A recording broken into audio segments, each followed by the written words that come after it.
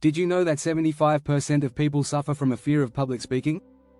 That means, statistically, you're more likely to feel nervous about speaking in front of a crowd than not. But here's the shocking part: this fear is often holding you back from opportunities that could skyrocket your success. What if I told you that with just a few simple changes, you could turn that fear into your superpower? What if, instead of avoiding the stage, you could own it and become a speaker people can't forget? The truth is, great speakers aren't born, they're made. And the best part? You can start today. In this video, I'm going to show you how to unlock your potential, harness the power of your voice, and master the art of public speaking. From finding your unique sound to engaging your audience in ways you've never imagined, you'll learn strategies that truly work. You'll also discover the one simple mindset shift that can make you fearless in front of any crowd. Ready to take the first step towards success? Let's dive in. Chapter 1. Unlock the power of your voice. Find your signature sound. The voice is your most powerful tool when it comes to speaking, but how often do you truly tap into its full potential?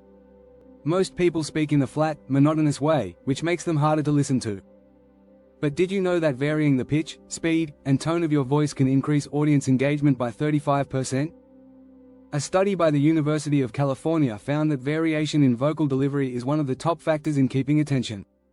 One of the best ways to unlock your voice's power is to practice deep breathing techniques. This will help you speak with clarity and strength, allowing you to be heard even in a large room. Try speaking from your diaphragm, rather than your chest, to create a fuller, richer sound. Your voice should not just fill the room, it should command it. Pay attention to the speed of your speech, too. Speaking too quickly can make you sound nervous or rushed. But speaking too slowly can bore your audience. Aim for a pace that feels natural but gives people time to absorb what you're saying. A great speaker knows when to speed up for excitement and slow down for emphasis. Lastly, don't forget to warm up your voice. Even a quick 5-minute warm-up can reduce strain and increase vocal flexibility. The more comfortable you become with your voice, the more powerful it will be. Chapter 2. The silent force. Mastering body language for impact. Words might make up the content of your speech, but your body language delivers the emotional punch. In fact, a study from Albert Mehrabian showed that 55% of communication is non-verbal. This means that the way you stand, move, and even how you look at your audience can convey more than your words alone. Start with your posture. Standing tall with your shoulders back signals confidence and authority. Slouching or crossing your arms can give the impression of insecurity, even if you're speaking with great conviction. Try to imagine you're a statue of strength. The way you hold yourself can influence how others perceive you. Eye contact is another game changer. Studies show that maintaining eye contact for 3–5 seconds with different people in the room builds trust and connection. It helps you appear more confident and engaging. But don't stare, your eyes should move naturally across the room to avoid making others uncomfortable. Hand gestures, too, can bring your words to life. Use them to emphasize key points or to make your delivery more dynamic. For example, when talking about growth, you might spread your arms wide to show expansion. But don't overdo it. Too many gestures can be distracting, so make sure they are deliberate and purposeful. Chapter 3. Storytelling alchemy. Turning ordinary into extraordinary. Great speakers are often great storytellers. The power of storytelling is immense. It taps into our emotions and makes information memorable. In fact, we're 22 times more likely to remember a story than a simple fact or statistic. This is because our brains process stories differently than abstract information, creating a lasting impression. The key to storytelling is relatability. When you tell a story, make sure the audience can connect with the emotions and challenges of the characters involved. Use humor, surprise, or even vulnerability to draw people in. As Steve Jobs once said, the most powerful person in the world is the storyteller. Take the ordinary and make it extraordinary. One of the easiest ways to do this is by adding sensory details. Describe sights, sounds, and feelings to bring your story to life. Instead of saying, "I was nervous," say, "My hands were shaking, and my heart was pounding in my chest as I stepped onto the stage." Remember to keep the structure simple. A good story follows a clear beginning, middle, and end. Start with a hook to grab attention, develop the plot, and wrap it up with a strong, memorable conclusion.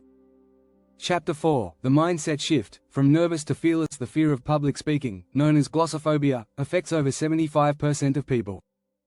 But did you know that public speaking anxiety is more about perception than reality? Most of the nervousness comes from the fear of being judged.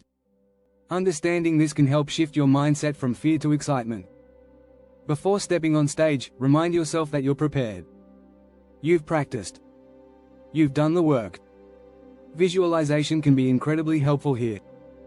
Picture yourself speaking confidently, the audience responding positively, and you leaving the stage feeling proud. This positive mental image can be more effective than rehearsing your speech alone. Another technique is focusing on the message rather than the self. When you're nervous, you're often thinking about yourself, your performance, your mistakes, your imperfections. But great speakers focus on the value they're offering to their audience. What can they give them? How can they make an impact? When you shift your focus from self-doubt to service, the nerves begin to fade. Lastly, remember that it's okay to feel nervous. Even top speakers like Oprah Winfrey and Barack Obama experience anxiety.